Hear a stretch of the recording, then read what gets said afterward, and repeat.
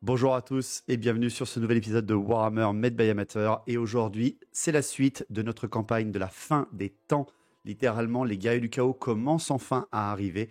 Je vous propose un face-à-face, Khorne contre Khaine. Une force grande et importante de Valkia commandant guerriers du chaos et démons de Khorne contre Malus avec une force elfe noire envoyée au nord pour le contrer. J'espère que ça vous plaira.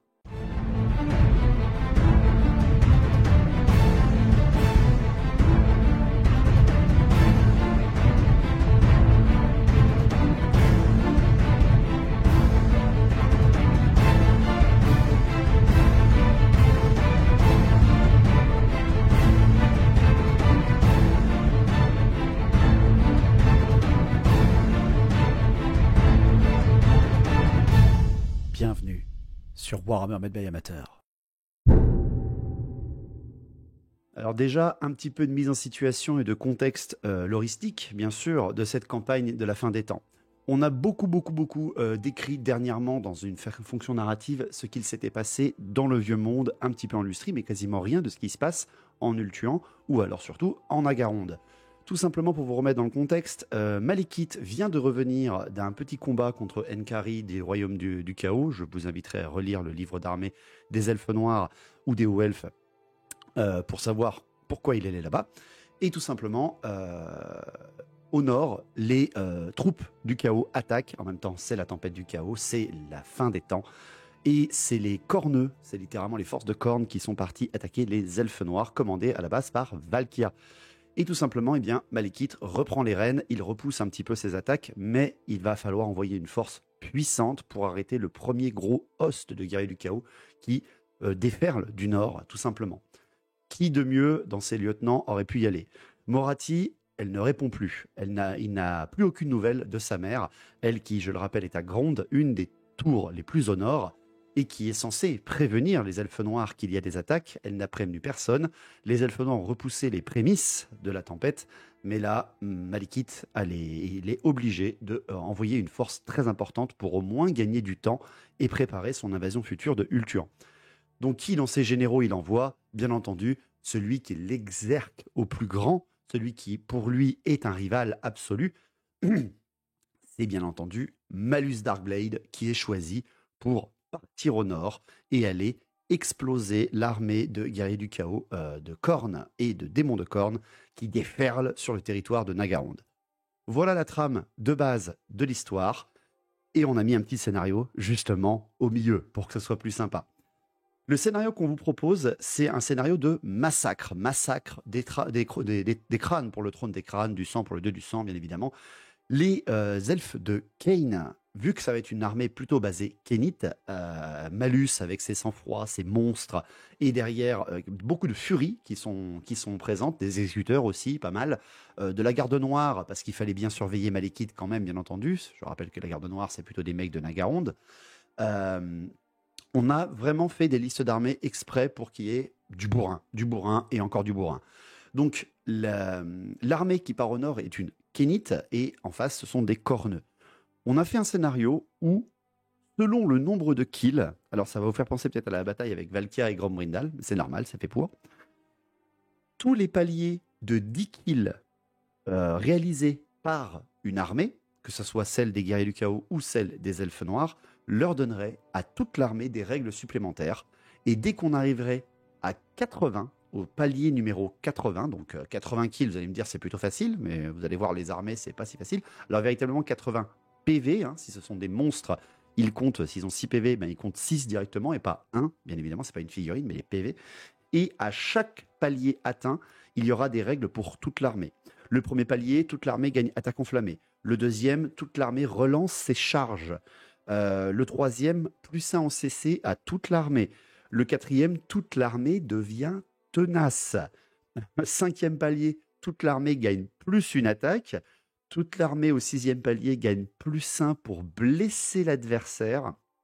Toute l'armée au septième palier devient indémoralisable. Et enfin, au huitième palier, si tous les héros adverses sont tués, morts ou en fuite, c'est pas si facile, eh bien c'est une victoire du camp qui atteindra 80 kills 8, le chiffre de corne, et avoir tué tous les héros adverses. Voilà le but de la partie. C'est-à-dire que c'est une partie qui peut durer très très très longtemps ou qui peut être très très courte, hein. Il n'y a quasiment pas de magie, il n'y a même pas de magie du tout, à part un objet de sort de chaque côté des armées, donc ça va plutôt être bourrin. Très peu de tir également. Bref, on a voulu du corps à corps à 3000 points. C'est parti donc pour les listes d'armées. Donc les listes d'armées, je ne vous en ai pas encore parlé, mais ça faisait longtemps que vous vouliez qu'on le fasse sur la chaîne. C'est une partie à 2 contre 2. Alors, on n'a pas fait l'enregistrement à 5 pour les listes d'armées, etc., parce que déjà on a été un peu bousculé par le temps. Mais je jouais donc avec Frametto. Frametto qui nous a ramené, bien entendu, ces superbes guerriers du chaos de Khorne. Il a pris quelques démons de Khorne de la chaîne. Il les a d'ailleurs commandés, pendant que moi, il m'a choisi pour commander Valkia et la force guerrier du chaos de notre armée.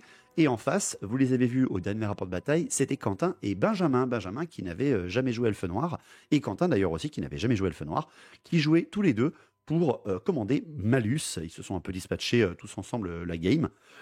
Donc, les listes d'armées sont composées comme telles. Les Elfes Noirs sont commandés par Malus. C'est le seul seigneur dont il dispose. Il est bien sûr accompagné de ses 9 chevaliers à sang-froid. Il leur enlève la stupidité. Malus est une brutasse au corps à corps, hein. C'est bien un des mecs qui peut gérer du corne sans aucun problème. Avec lui, il a une armée représentative un petit peu d'un voyage vers le nord. Il a des corsaires, bien entendu, ils sont une trentaine. Il est avec un bon groupe d'une douzaine de sombres traits. Il a 2 balistes qui sont d'avoir une petite base de tir parce que quand même, il va vers une tour au nord pour défendre l'endroit. Donc on avait mis une espèce de petite garnison de sombres traits et de balistes qui sont là pour défendre la tour. Vu ce qui arrive en face, ils n'étaient pas assez nombreux, on est bien d'accord.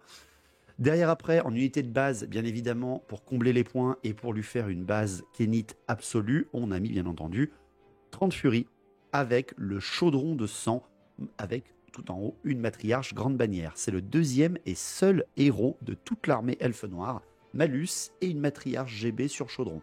C'est tout ce qu'il y a. Ensuite, pour ce qui est des unités spécifiques, on a sorti une hydre, 25 exécuteurs, désolé, ils ne sont pas finis de peindre, 20 gardes noirs, 20, vous allez me dire, c'est pas suffisant, mais vous allez voir, ça pourrait être très intéressant comme unité, elles sont tenaces et immunisées à la psychologie, pour un scénario comme ça peut être très sympa, et bien entendu, un char à sang-froid pour aller rivaliser avec les chars du chaos. Enfin, pour finir, aux unités rares, on n'en a mis qu'une seule, et la seule qu'on a mis, c'est un Charybdis. Pas de conjurateur, pas de cavalerie légère, on a vraiment voulu faire du bourrin pour cette liste d'armées elfe noire. Pour ce qui est de l'armée de guerriers du chaos, donc commandée par Frametto et moi-même. Général, bien entendu, Valkia, on était bien obligé de la mettre.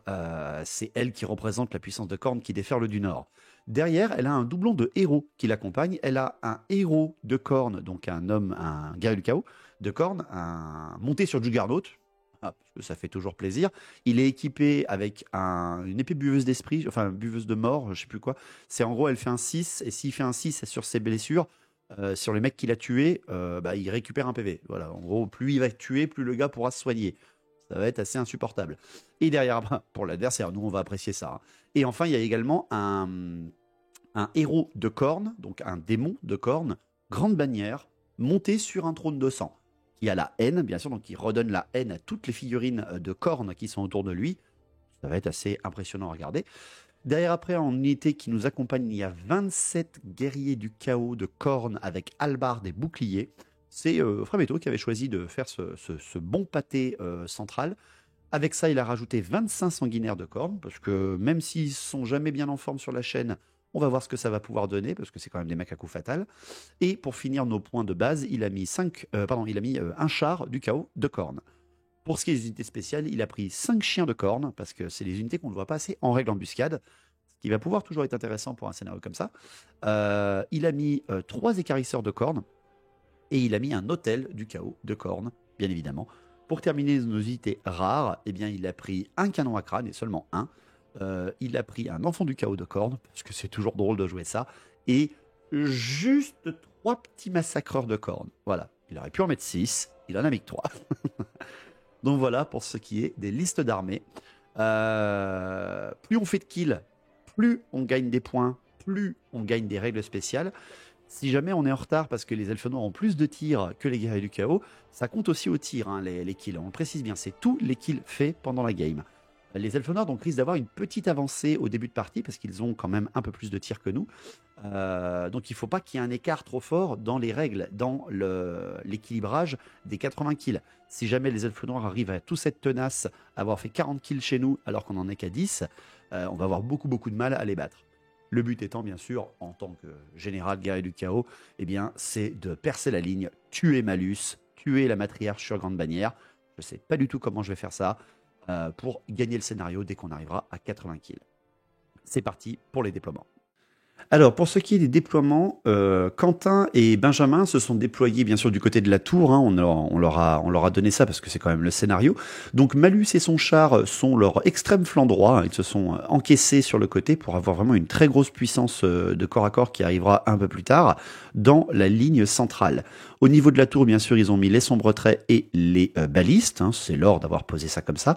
Et ensuite, ils ont mis exécuteur, Charybdis. Ils ont mis l'énorme pâté de furie avec l'AGB. Le pack de corsaires, juste à côté une hydre, et pour verrouiller leur flanc, avec immuniser psychologie et tenace quand même, le pack de garde noire. De notre côté, avec les gars du chaos et les démons de corne, nous avons mis sur notre flanc gauche, face à Malus et à son char, de quoi le ralentir et envoyer des forces mourir le temps qu'on l'affaiblisse suffisamment et qu'on arrive à taper suffisamment fort pour le tuer en un seul coup. L'enfant du chaos de corne, un canon à crâne et les écarisseurs sont sur notre flanc gauche. Derrière après, juste à côté des écarisseurs, nous avons mis le grande bannière héros de corne sur son trône avec ses sanguinaires, parce que comme ça, il a vraiment un gros buff à 6 pas autour de lui pour booster les écarisseurs, booster les sanguinaires en N, c'est quand même pas rien. Et enfin, sur le flanc droit, de l'autre côté de l'obélisque de sang dégoulinant de Kane, on a mis bien entendu les guerriers du chaos de corne avec Valkia en plein centre de l'armée, l'hôtel du chaos de corne, le char, et enfin, sur notre flanc droit, le petit pack de massacreurs avec le héros. Tout ça pour bien 3000 points des deux côtés. Le premier tour a été pour les guerriers du chaos de corne, donc tant mieux pour nous, on était attaquants, ça a été le scénario qui a décidé ça, hein, c'est nous qui commencions, pour éviter d'être un peu trop en arrière. Il n'y a pas de magie, pas de sorcier sur cette table, mis à part l'hôtel de Kane des elfes noirs, qui est un objet de sort inné, qui permet de faire relancer, je crois, tous les blessés autour de lui, ou tous les blessés du régiment où il est, et l'hôtel du chaos de Corne, qui peut relancer, qui peut faire des œils des dieux autour de lui, ce qui peut toujours être intéressant, même si Valkia gagne toujours plus ça en force, on peut booster le héros de Corne sur Juggernaut, qui est juste à côté. Donc on est parti pour cette bataille, la fin des temps, bien entendu, avec l'attaque de Nagaronde, et on va dire le massacre pour Khorne et Kane. Donc pour le premier tour des guerriers du chaos de Khorne, enfin des forces de Khorne, parce qu'ils ont des démons dedans, l'enfant du chaos va foncer en 5 pas en avant et avancer à son sacrifice, bien entendu. Et pour tout le reste, on avance vraiment méticuleusement. Cette partie vous semble très simple, du corps à corps, on se fonce dessus, on verra. Et en fait, ça a été une partie qui a duré presque 6 heures de tournage, parce que le moindre mouvement était important. La phase de mouvement a vraiment été vitale durant cette game, comme quasiment à chaque game de Warhammer. Les démons se sont légèrement dispatchés sur leur flanc gauche, le canon s'est replacé, tandis que la force sanguinaire, trône plus écarisseur, viennent faire un espèce d'escalier de piège pour les forces elfes noires qui sont face à elles. Derrière après, pour ce qui est des massacreurs qui foncent légèrement pour contourner la ligne à droite, et le char, l'hôtel et les guerriers du chaos qui viennent provoquer littéralement les elfes noirs. À la magie, c'est un 5 et 2, même si on n'a pas vraiment de sorcier avec nous, eh bien on regarde ce qui se passe avec l'œil des dieux, parce que les démons sont sur la table quand même, et 5 et 2, c'est l'œil se ferme, donc aucun des dieux n'a l'air intéressé par ce qu'on est en train de faire ici même. C'est dommage pour nous. On va pas essayer de lancer l'hôtel du chaos, parce que je crois qu'on est dissipé directement par les elfes noirs derrière. Pour ce qui est des tirs, on en a quand même un, c'est le canon à crâne, Frametto, qui dirige les forces de démons de corne, va viser tout simplement le Charybdis. Il lui fait un hit monumental sur ce pauvre Charybdis. Heureusement pour les elfes noirs, il fera un 1 pour blesser. Donc on ne marque littéralement aucun point de massacre, aucun PV de massacre au premier tour. Le tour 1 des elfes noirs. Le tour 1 des elfes noirs, ils font une légère reformation de leur flanc gauche, vu qu'il y a quand même pas mal de mecs blindés qui arrivent face à pas mal de mecs qui n'ont pas beaucoup de force. même si les gardes noirs sont une bonne unité, l'hydre également, il va falloir qu'ils contrôlent un petit peu tout ça. Donc déjà, ils envoient l'hydre qui fonce en avant en direction des massacreurs de cornes pour essayer en fait de les rediriger, pour empêcher les massacreurs d'aller toucher en fait tout simplement les corsaires et les gardes noirs. Ça va être un peu compliqué, mais ils réussissent en fait à se placer suffisamment avec cette hydre pour obliger une charge sur les gardes noirs d'abord, de front, et que les corsaires soient en soutien juste derrière. C'est une très bonne tactique, pendant que les corsaires, verrouillant le flanc, laissent avancer les furies, le Charybdis et les exécuteurs, tandis que les sang-froids, avec leurs chars, avancent très légèrement pour ne surtout pas se faire contrecharger par des équarrisseurs de cornes, qui sont quand même un danger à prendre en compte. À la magie, c'est un 5 et 4. Le chaudreau est tenté, mais la dissipation est automatique, bien sûr, derrière. Au tir, la baliste tire 2 fois sur le canon à crâne. Chacune des balistes tire une fois en trait unique sur le canon à crâne, et rien ne sera fait au canon à crâne. Par contre, les arbalétriers vont balancer une grosse salve de tir sur les sanguinaires et vont en buter 5. Donc on termine ce tour avec déjà 5 points de massacre marqués par les elfes noirs pour 0 du côté des forces de cornes. Les elfes noirs ont fait le first blood. Donc nous passons au tour 2. Le tour 2, c'est bien entendu le lancement des charges. Les massacreurs de cornes décident de charger bien entendu l'hydre. Comme on s'était dit avec Roberto, autant tomber dans le piège. Il faut par contre qu'on passe à travers directement pour, en plus, tenter peut-être une petite panique sur les corsaires. Bon, même s'il y a la grande bannière derrière, on ne sait jamais, le commandement peut fonctionner. Et derrière, c'est également une double charge, parce que autant se charger nous-mêmes que se faire charger par ça, je décide de charger avec les guerriers du chaos de Khorne avec Valkia, ainsi que le char sur les furies elfes noirs. Malheureusement, on loupe cette charge-là, cette double charge. Par contre, les massacreurs arrivent sans problème. Pour ce qui est des mouvements, l'enfant du chaos de Khorne avance de 6 pas. Il vient se mettre pile poil en fait en appât vers l'obélisque elfe noir, vers le char à sang-froid ou les sang-froid de Malus. Au mouvement, l'hôtel du chaos vient verrouiller la position entre le char et les guerriers du chaos de Khorne, mais se place légèrement en retrait pour là aussi faire si jamais une charge irrésistible et arriver à surprendre un petit peu les elfes noirs. Les démons de Khorne de leur flanc gauche, eux, se reforment, les équarrisseurs regardent un petit peu ce qui pourrait manger l'enfant du chaos, et les chars et le canon, le canon et le trône de sang, ainsi que les sanguinaires, je vais avoir du mal, excusez-moi, avancent sur le flanc gauche et viennent provoquer également les exécuteurs, qui sont les meilleurs décapiteurs entre les sanguinaires et les exécuteurs. Peut-être qu'on aura cette réponse. Pour terminer cette phase de mouvement des forces de Khorne, c'est l'arrivée des chiens du chaos, bien évidemment. L'arrivée des chiens de Khorne, pardon, pas les chiens du chaos. Les chiens de Khorne qui arrivent en la règle spéciale embuscade, parce que c'est une amélioration qu'on peut leur payer, pop, bien entendu, dans le dos des exécuteurs et évidemment de toute la bastille baliste et sombre trait des elfes noirs. La magie fait un 6 et 1, rien ne va se passer sur la table malheureusement, encore une fois c'est un œil qui se ferme. Au tir, le canon va viser le Charybdis à nouveau, Frametto refera un hit, et là ce coup-là par contre ne laissera aucune chance à la créature, et là one-shotera au canon en un seul coup. C'est quand même pas si mal que ça. Derrière après par contre il n'y aura aucune panique autour. Au corps à corps, allons-y, enfin un peu de sang pour Khorne, bien évidemment un peu de crâne. L'hydre va quand même mettre un PV en moins sur les massacreurs. Je loupe des armures à cause des attaques qu'on me provoque. Par contre, après, il y aura seulement, et je dis bien seulement, parce qu'au final, il n'y a que un massacreur et le héros de Khorne qui frappe, il n'y aura que 3 PV à enlever sur l'hydre. Je loupe beaucoup de touches sur cette créature. Heureusement pour, on va dire, les guerriers du chaos de Khorne, l'hydre va s'enfuir au résultat de combat, parce qu'on a quand même chargé, on a une bannière, on lui a fait plus de dégâts. Elle n'a pas un commandement très très fort, vu que le général Malus est très très loin de sa position. L'AGB n'étant pas suffisante, elle va s'enfuir, on va la rattraper tout de suite, parce qu'on est rapide, pas elle, et derrière on va aller encaisser, aller faire une charge irrésistible sur les gardes noirs. On se fait donc légèrement téléguider, vu que ce sont des massacreurs, ils sont obligés de poursuivre. On se fait téléguider et on va sur une unité qui est résistante, immunisée à la psychologie, enfin résistante, qui est tenace, surtout, qui va être vraiment un problème pour nous. Et surtout, on se fait flanquer par 30 corsaires sur notre flanc. Heureusement pour la position des massacreurs, c'est le héros de Khorne qui est sur le flanc gauche. Autrement dit, si les corsaires contre-chargent au tour d'après, eh bien, ils vont devoir taper uniquement le héros de Khorne et non pas les autres unités. Donc c'est à kiff-kiff. On s'est dit, autant y aller. Donc tour 2 des elfes noirs, eh bien la contre-charge, comme c'était prévu, les corsaires viennent nous charger de flanc avec les massacreurs, c'est plutôt logique. Il y a également le char elfe noir qui vient aller attaquer l'enfant du chaos. S'il se loupe, il est indémoralisable, hein, donc il pourrait vite se faire manger.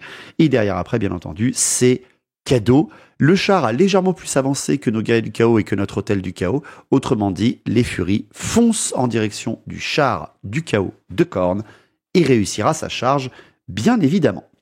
Pour ce qui est des mouvements de ce tour avec les elfes noirs, Malus vient légèrement se replacer avec ses chevaliers à sang-froid pour menacer les écarisseurs, l'artillerie de Khorne ou des choses, ou en fait un petit peu le centre de la table, même si pour l'instant il est extrêmement timide parce qu'en fait il a tout en face qui a coup fatal, donc c'est un petit peu terrifiant quand vous avez des mecs surarmés et surblindés, mais qui sont que 10 face à plus d'une vingtaine.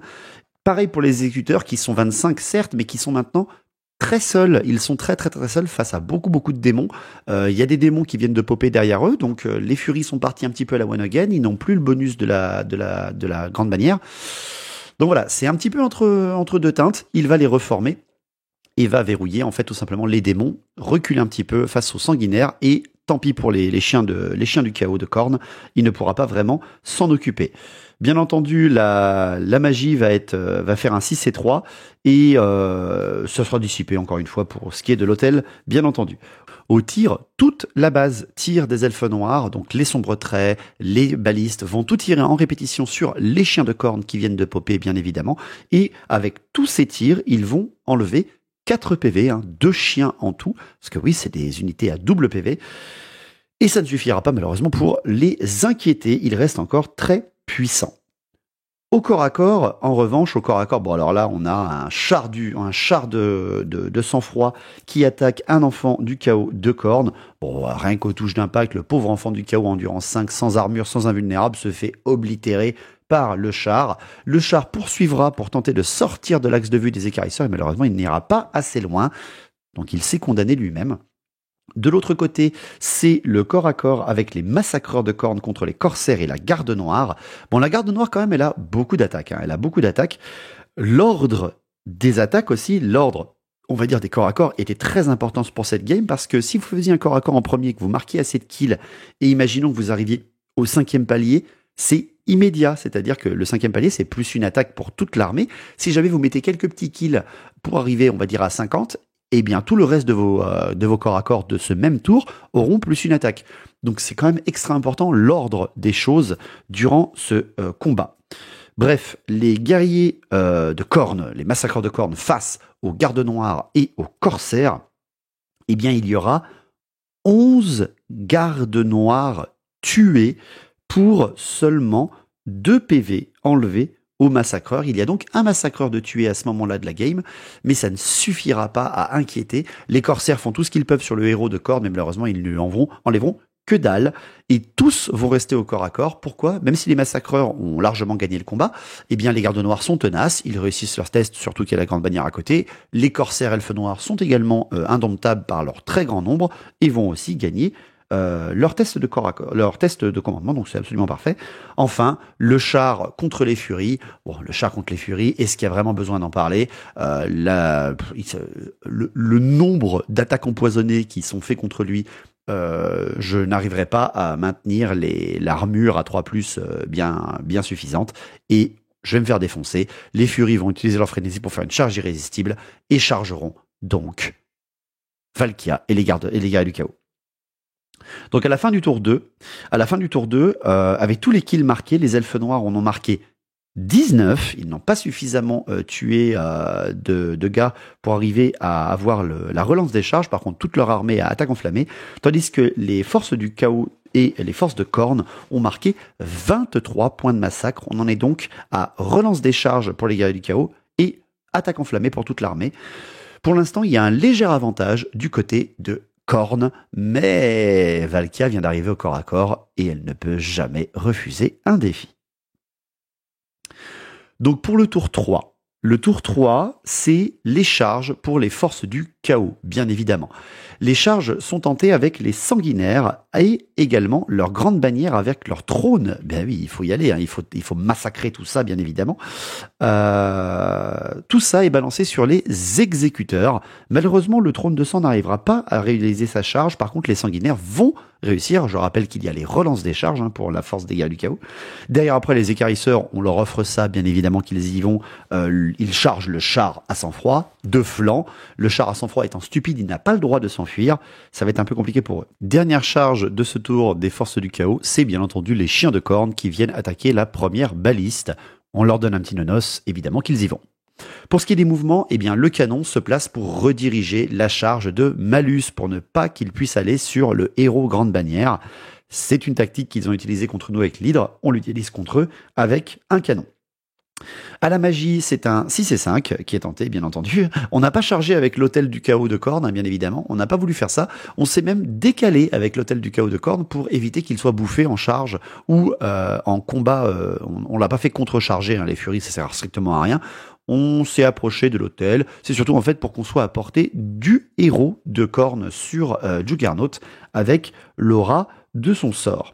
À la magie, on fait un 6 et 5, c'est une possession démoniaque qui est balancée sur la table. Malheureusement, il n'y a pas de sorcier sur l'armée en face, c'est vraiment dommage. Et l'hôtel, bien entendu, sera dissipé par les forces elfes noires. Au tir, le canon tente de tirer d'ailleurs en direction des sang-froid, mais fera un incident 6, rien ne se passera. En gros, vraiment, les dieux veulent du corps à corps, ils veulent du sang. Donc, parlons-en du corps à corps, bien évidemment. Le gros corps à corps qu'on va parler, on va décrire, c'est quand même les furies. Les furies qui chargent des guerriers du chaos de Corne à Halbard. Les furies possèdent un hôtel de Kane. Les furies déjà toutes seules, c'est 3 attaques relançables, empoisonnées. Voilà, donc déjà chacune, bien entendu, elles sont en horde, donc elles frappent sur 3 rangs. C'est assez monstrueux pour le préciser, mais on n'est pas face à face. Autrement dit, il n'y a pas le full DPS, il n'y a pas tout le monde qui tape. Par contre, le chaudron de sang est au contact de Valkia. Bien entendu que Valkia, étant guerrière du chaos, elle est obligée de déclarer un défi par ses règles, et bien entendu que Quentin et Benjamin mettent en face la matriarche, grande bannière, qui a un brouet de sang, c'est-à-dire qu'elle donne plus de frénésie à ses furies et à elle-même, mais derrière, elles ont moins de commandement, donc elles ont beaucoup moins de facilité à se réfréner leur frénésie. Bref, c'est absolument tout ce qu'on voulait pas avec Frametto, que Valkia, en fait, soit au contact et en défi face au chaudron de sang, parce que le chaudron de sang est peut-être l'une des meilleures unités du jeu, et encore plus si c'est Elébron qui est en haut, pour un duel. Bref, on va quand même tenter le coup. Le corps à corps est déjà assez violent entre les furies et les guerriers du chaos.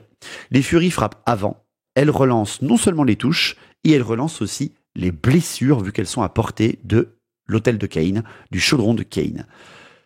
Et c'est monstrueux. En fait, c'est monstrueux parce que les guerriers du chaos, au final, ils ont une armure de 4+, elles ont une bannière perforante, autrement dit, elles descendent à 3+, ils descendent à 5+, les guerriers du chaos, et le nombre d'attaques que je me prends dans la tronche est assez incroyable. On perd 15 guerriers du chaos sur 28 lors de ce corps à corps. Et moi derrière, sur le nombre quand même d'attaques que j'ai, c'est des mecs qui ont 2 attaques avec Halbard, c'est-à-dire que je vais toucher, je vais facilement tuer, même s'il faut pas oublier que grâce à l'hôtel, grâce à Kane, eh bien les furies ont invulnérable de 5, c'est pété, je ne tuerai que 4 furies.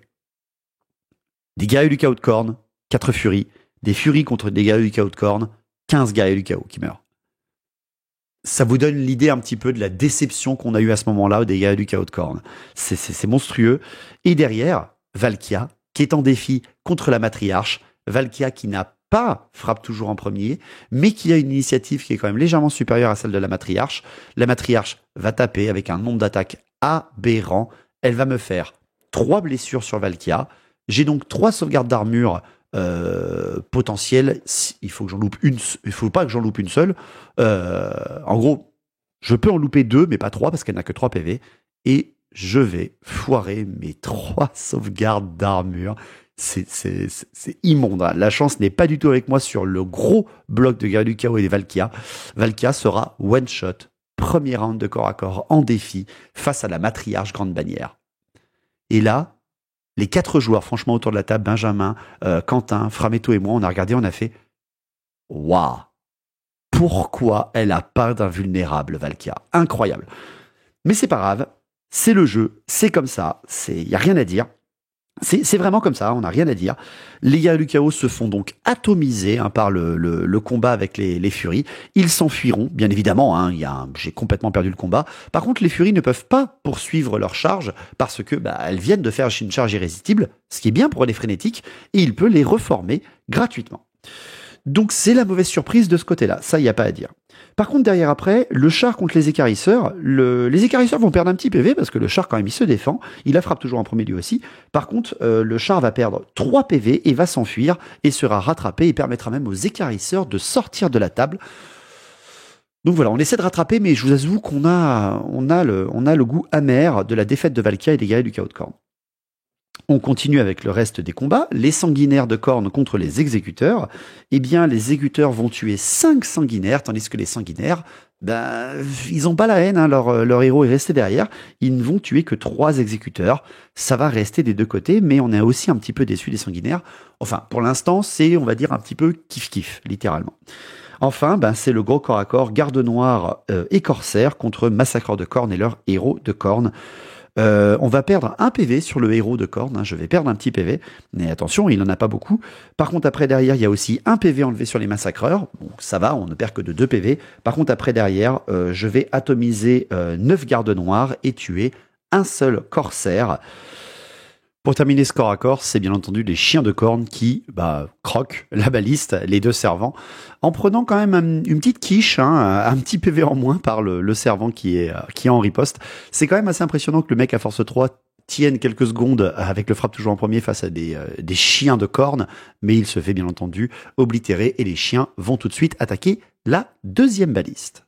Ce qui fait qu'à la fin de ce tour 3 seulement des guerriers du chaos de Khorne, attention, il reste encore le tour 3 des elfes noirs, on est pile poil des deux côtés à 46 kills, donc 46 points marqués partout.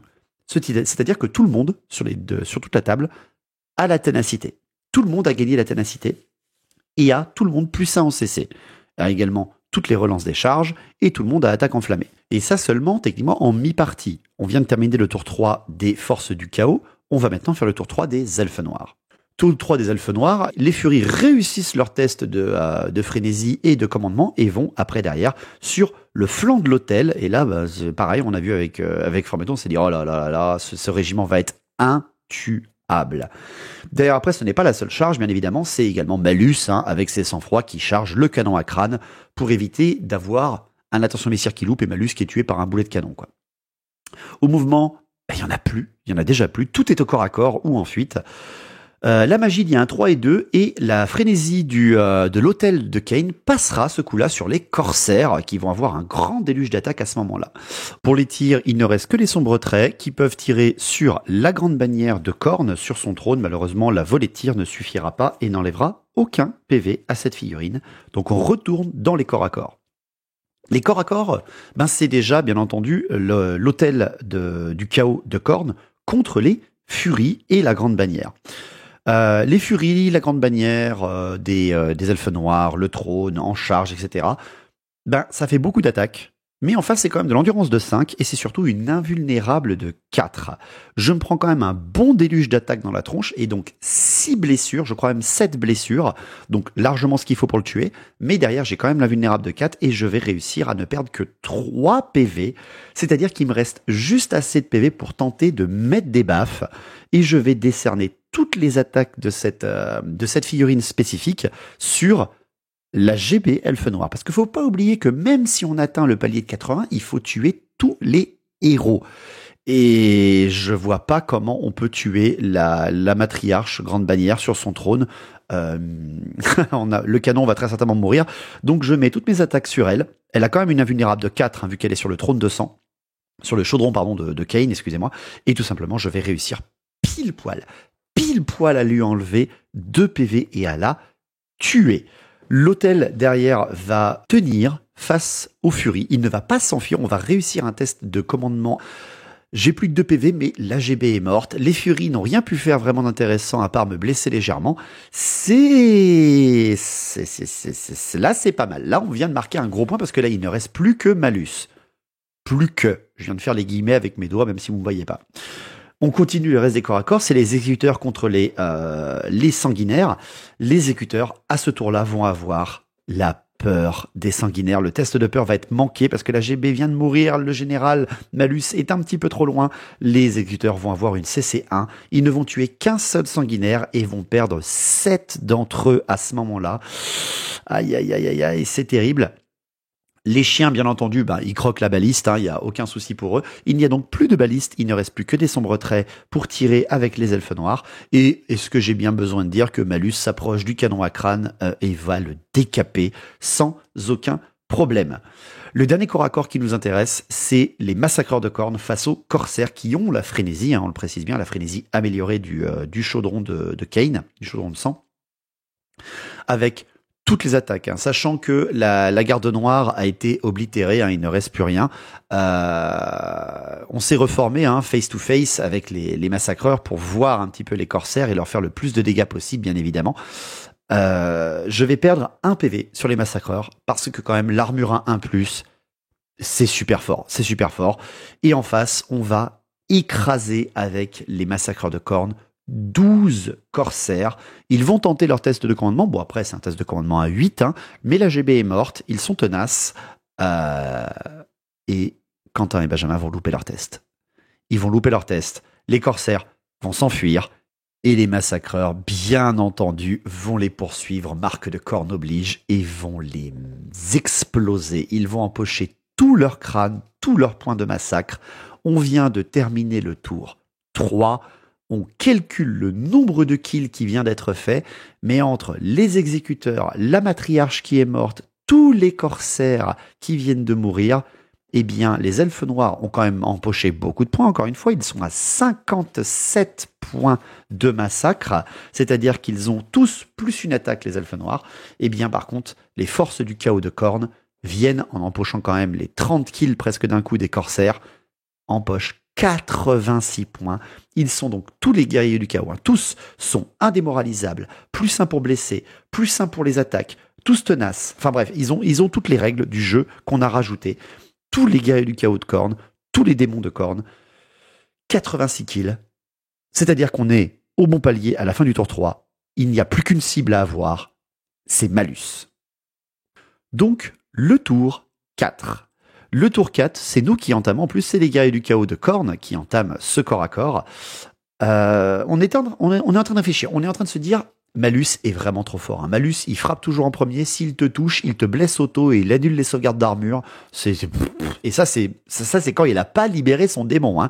C'est vraiment monstrueux comme personnage. Donc, on est en train de se dire, est-ce qu'on n'essaierait pas de le ralentir, envoyer les chiens pour essayer de le rediriger, etc. Puis au final, on se dit, allez, tant pis, on y va, c'est parti, jouons Khorne.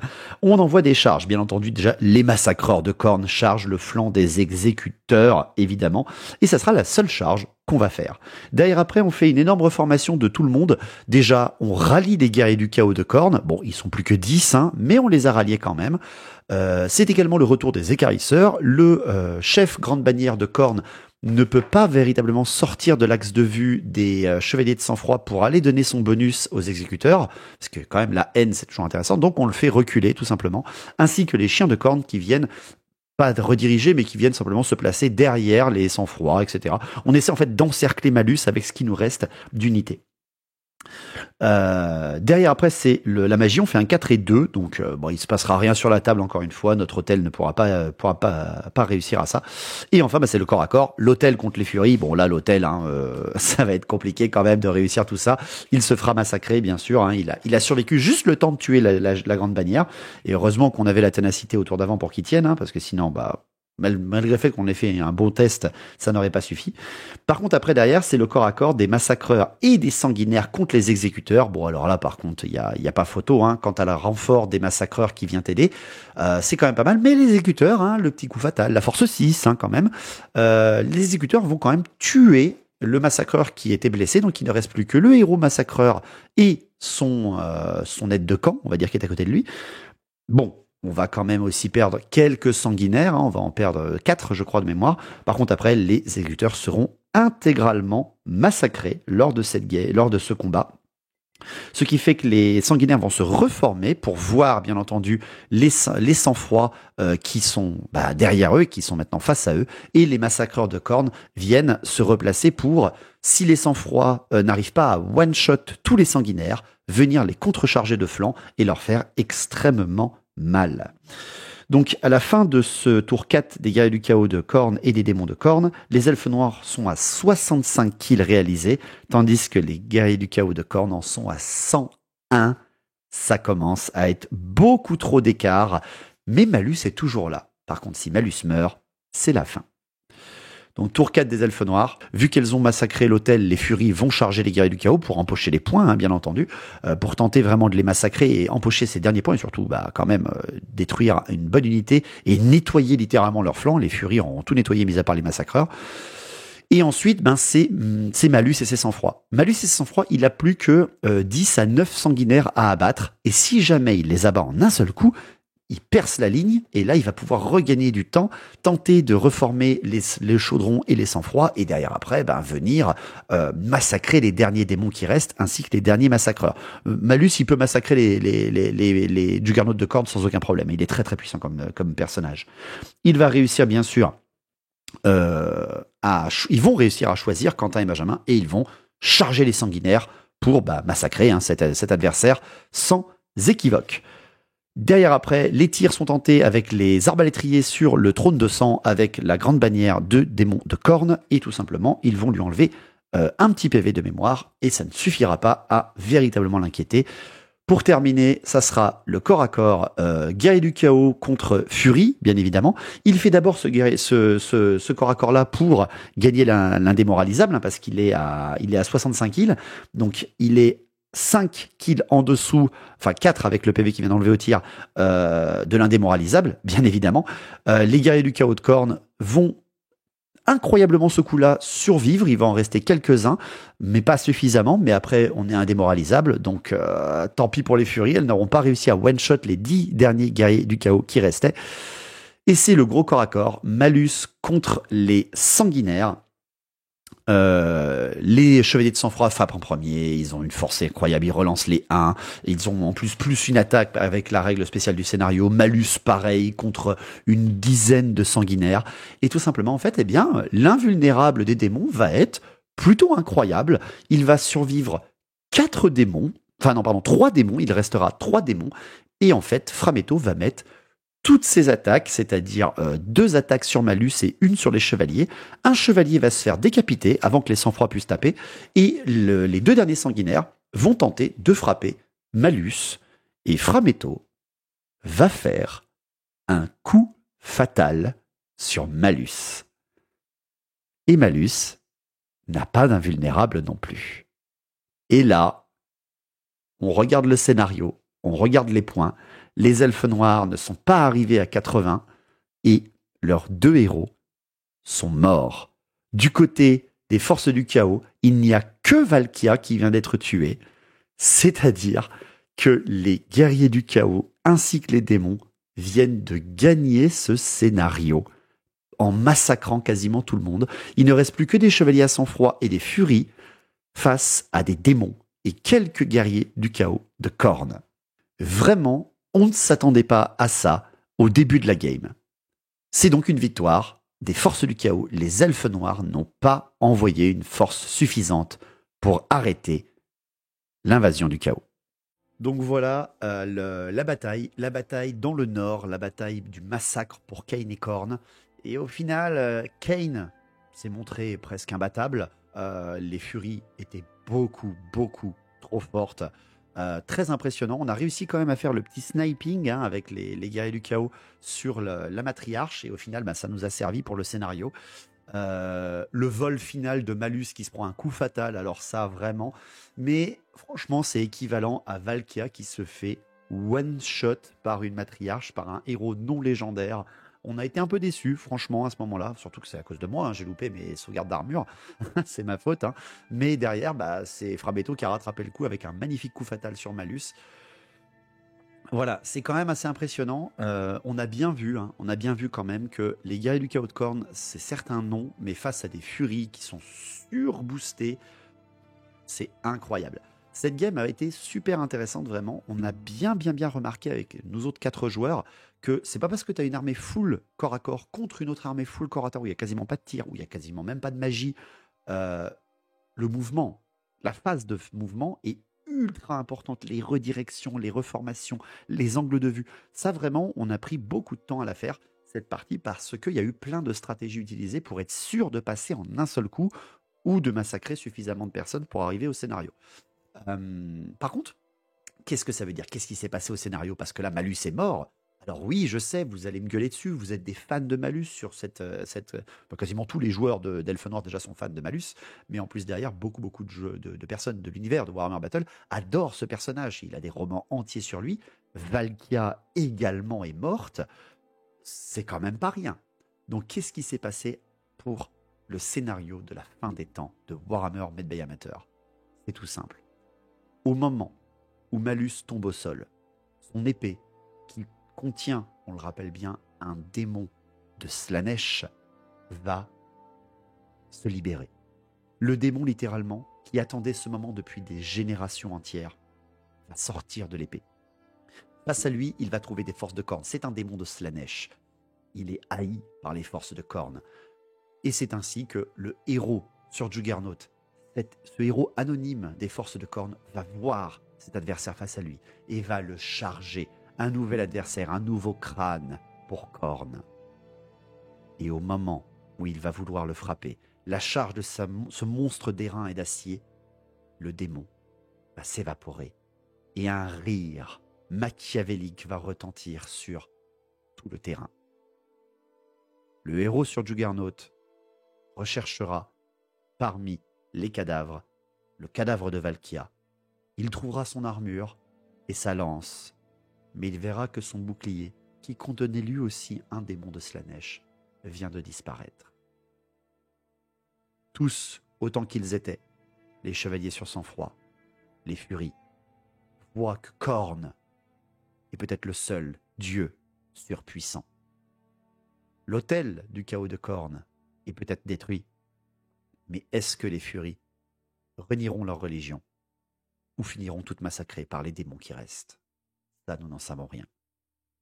La seule chose que l'on sait, c'est qu'à Gronde, dans les hauteurs de la tour de la sorcellerie, Morathi rit.